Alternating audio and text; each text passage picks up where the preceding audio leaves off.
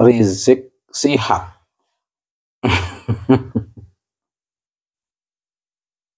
Saya setiap ditanya Rizik Syihab itu teringat istilah vandalisme. Dikaitkan dengan Rizik Syihab, memang dia itu merusak kearifan lokal, merusak pada hal-hal yang indah di Nusantara ini dengan beberapa contoh yang sudah disaksikan kita semuanya, entah dalam bentuk persekusinya, bentuk arogannya, model ceramahnya, atau sikap-sikap politisnya yang sangat tidak mencerminkan masyarakat Nusantara karena tercerabut dari local wisdom. Sebenarnya kalau manusia itu mudah adaptasi, meskipun imigran sekalipun, kalau sudah menjadi warga negara itu tentu akan mencoba beradaptasi atau mudah untuk beradaptasi dengan kehidupan dalam berbangsa dan bernegara di negeri Indonesia ini dengan nilai-nilai lokal masyarakat Nusantara, di mana dia berpijak, di mana dia hidup, di mana dia berelasi dalam ruang kehidupan sehari-hari. Tapi kan itu semua tidak nampak. Yang nampak justru vandalisme itu tadi. Sosok perusak terhadap hal-hal yang mengandung seni, dalam konteks seni yang berbau-bau kearifan lokal, misalnya seni berbicara, seni berkomunikasi, seni bergaul, seni beragama. Oh, itu ada seninya beragama. Seni menyampaikan nilai-nilai keislaman misalnya, dirusak semuanya. Mungkin vandalisme Rizik Syihab dalam konteks ini. Rizik Syihab itu menjadi kartu mati ketika dia berada di komunitas manapun. Kartu mati, makanya politis manapun kalau melibatkan Rizik Syihab itu gagal. Sudah dipastikan gagal. Sudah bisa dipastikan gagal. Dulu Pak Prabowo didukung Rizik Syihab nggak jadi. Tapi begitu lepas dari dukungan Rizik Syihab secara publik, jadi. Ini yang terakhir, Ridwan Kamil ini, karena nampak di situ sosok Rizik Syihab, tidak jadi. Kalau misalnya kelihatan kekuatan Rizik Syihab dalam pertarungan politik misalnya, itu sebenarnya bukan peran Rizik Syihab-nya sebenarnya, tapi peran eksternalnya, momentumnya. Momentum yang bersamaan dengan kehadiran Rizik Syihab itu tadi. Seperti kemenangan Anies Baswedan di Pilkada DKI sampai menjadikan Anies Baswedan menjadi gubernur, itu karena momentum, bukan karena Rizik Syihab. Dan di situ salah satu dalam tanda kutip kelicikan Rizik Syihab memainkan politik berbasis momentum itu tadi. Momentum adanya Ahok misalnya. Momentum sosok Anies misalnya. Dan momentum fanatisme para muhibin misalnya. Jadi kekuatannya itu di faktor eksternalnya Rizik Syihab. bukan di posisi powerful. Rizik Syihab sebagai sosok yang memiliki human interest, human relation, dan punya kekuatan yang utuh atau powerful dari Rizik Syihab itu sendiri. Tidak. Kekuatan Rizik Syihab itu dalam konteks tertentu sangat nampak karena adanya momentum atau faktor eksternal di luar diri Rizik Syihab. Karenanya kalau tidak ada momentum, nampak lemah Rizik Syihab itu. Kalau tidak ada momentum, dia berada dimanapun, pada akhirnya akan melemahkan komunitas di mana dia ada di situ. Robitoh Alawiyah yang mensertifikasi klan Ba'alwi, yang di sana ada banyak Habib, itu sebelum dijadikan sebagai legitimasi komunitas Rizik Syihab sebagai sebuah komunitas yang sebelum ada tesis Kiai Imad itu dikenal sebagai cucu Nabi, itu kan bukan malah plus bagi Robitoh Alawiyah, tapi malah minus bagi Robitoh Alawiyah ketika Rizik Syihab harus mengidentifikasi itu.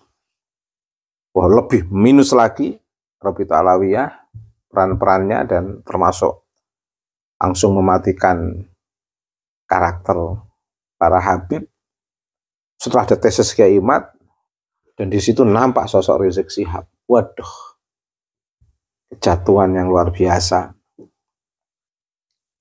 Legitimasi sebagai cucu Nabi sudah terbongkar, ternyata tidak terkonfirmasi, tidak benar pengakuan itu, atau dusta menurut bahasa universalnya.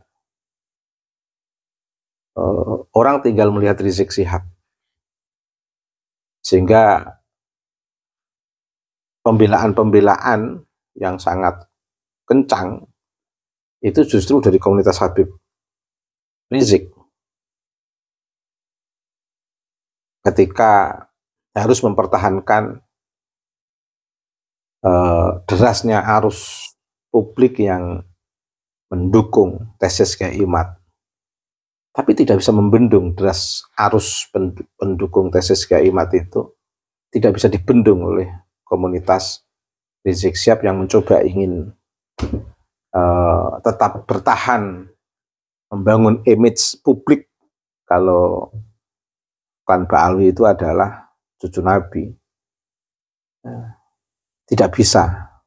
Publik telah menyadari baik secara ilmiah dari tesis itu maupun didukung lintas disiplin keilmuan yang lain, filologi, tes DNA, sejarah, dan dari perspektif keberlangsungan para ilmuwan yang juga tidak terkonfirmasi dari tokoh-tokoh Ba'alwi selain abad 9 misalnya. Nggak bisa membendung komunitas Rizik Syihab. Bahkan dengan kuatnya Rizik Syihab membuat arus perlawanan untuk membendung arus besar tesis pendukung tesis Kiai Imad itu, malah justru posisinya melemahkan klan Ba'alwi. Jadi lagi-lagi Rizik Syihab kontributor utama meruntuhkan kewibawaan klan Ba'alwi, bahkan memancing Kiai Imaduddin Otsman untuk membuat tesis terkait dengan kebenaran klan Ba'alwi, apakah memang benar terkonfirmasi sebagai cucu Nabi atau tidak. Itu karena terinspirasi juga oleh Rizik Syihab dan kawan-kawan. Dengan adanya Rizik Syihab ini muncul atau menjadi pemantik munculnya tesis Kiai Imad. dan sekaligus menjadi pemantik semangat publik untuk mendukung tesis Kiai Iman. Nah, lagi-lagi Rizik Syihab ini pemantik yang meruntuhkan dalam tanda kutip citra baik klan Ba'alwi yang berlangsung selama 1 abad. Bahkan HTI di beberapa kampus itu pernah subur itu. Tapi begitu Rizik Syihab dekat dengan komunitas HTI justru menjadi tidak menarik bagi masyarakat akademik. Atau gerakan politik apapun, ada Rizik Syihab menjadi kartu mati. Kayak vandalisme. Sebuah komunitas di mana Rizik Syihab berada. Di negeri ini, ini kalau negeri ini menjadikan Rizik Syihab sebagai ikon ketokohannya, wah itu sama halnya juga mematikan kewibawaan bangsa ini, merusak dan mengucar-ngacir sistem perundang-undangan negeri ini.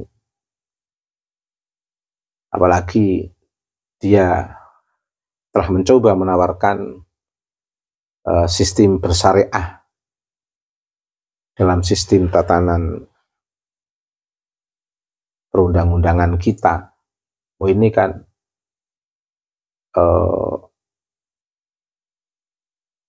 sikap gerakan yang nampak akan merusak sistem perundang-undangan dan ideologi bangsa. Ya, simpulannya Rizik Syihab itu selalu menjadi defisit suara dalam konteks konstelasi politik nasional itu. Mengapa tadi saya sebutkan Rizik Syihab itu sebagai pemantik? Karena dengan adanya Rizik Syihab itu bisa memantik bagaimana para ilmuwan, para santri, para kiai ini untuk betul-betul membuka mata, membuka telinga untuk bernafas di tengah kehidupan yang berbasis keilmuan dan ketakwaan, bukan berbasis pada fanatisme dan bukan berbasis pada husnuzon saja. Kehadiran Rizik Syihab yang bisa menjadi pemantik untuk para santri membuka mata dan membuka telinga, di sana akhirnya menemukan sebuah temuan yang spektakuler, yang betul-betul di luar dugaan kita semua terkait dengan keabsahan nasab klan Ba'alwi. Ternyata tidak absah, tidak terkonfirmasi, dan itu kuncinya di tesis Kiai Iman. Yang kedua, terkait dengan pembelokan sejarah. Tiba-tiba nampak di sana ada pembelokan-pembelokan sejarah yang justru dilakukan oleh klan Ba'alwi yang terkesan sangat lembut dan tidak nampak berada dalam lingkaran Nahdlatul Ulama. Tapi karena sikap dan perilaku vandalisme Rizik Syihab seperti itu, maka akhirnya mau tidak mau para akademisi, para santri, para kiai terdorong untuk melakukan penelitian secara objektif. Ternyata ada yang lebih lembut yang juga lebih membahayakan dibandingkan dengan Rizik Syihab. Nah, Rizik Syihab dalam konteks ini malah justru menjadi sosok sebagai pemantik yang dalam tanda kutip menginspirasi untuk agar para santri membuka mata, membuka telinga terkait dengan fenomena klan Ba'alwi ini. Juga Dari vandalisme Rizik Syihab, akhirnya santri juga memahami terkait dengan sikap rasisme yang sangat berbahaya dalam konteks kehidupan berbangsa dan bernegara ini, terkait dengan pernikahan yang betul-betul selalu dipidatokan oleh bocil-bocil, terkait dengan tidak pantasnya pribumi menikahi putri klan Ba'alwi misalnya. Ini kan rasisme yang luar biasa, dan ceramah-ceramah rasisme yang semakin terbongkar bahwa itu adalah bentuk ceramah-ceramah yang identik dengan rasisme, dan ceramah-ceramah kurafat yang di luar nilai-nilai keberagamaan yang berbasis nalar sehat masyarakat pribumi nampak semua akhirnya.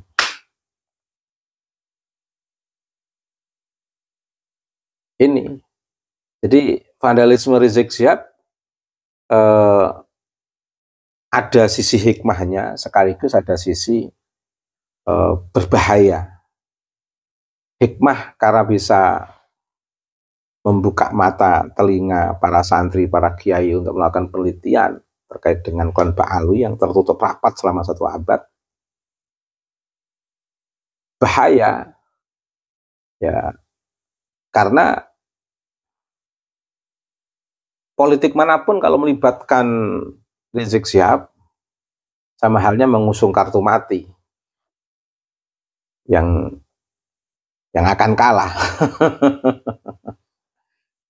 Dan juga sebuah gerakan yang memang harus diwaspadai dalam konteks kehidupan berbangsa dan bernegara, lebih-lebih dalam konteks moderasi beragama.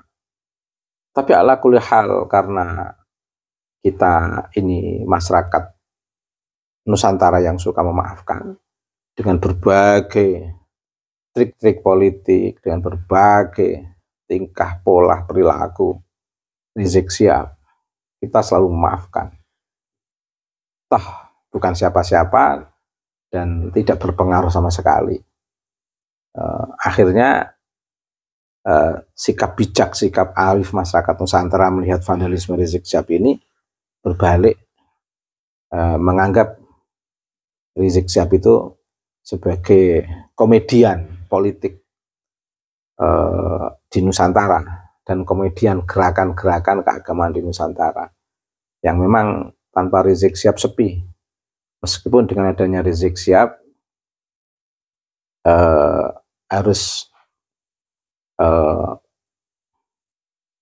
menambah beberapa komunitas untuk siapa tahu vandalisme Rizik Syihab itu akan berdampak yang tidak baik. Baik, terima kasih.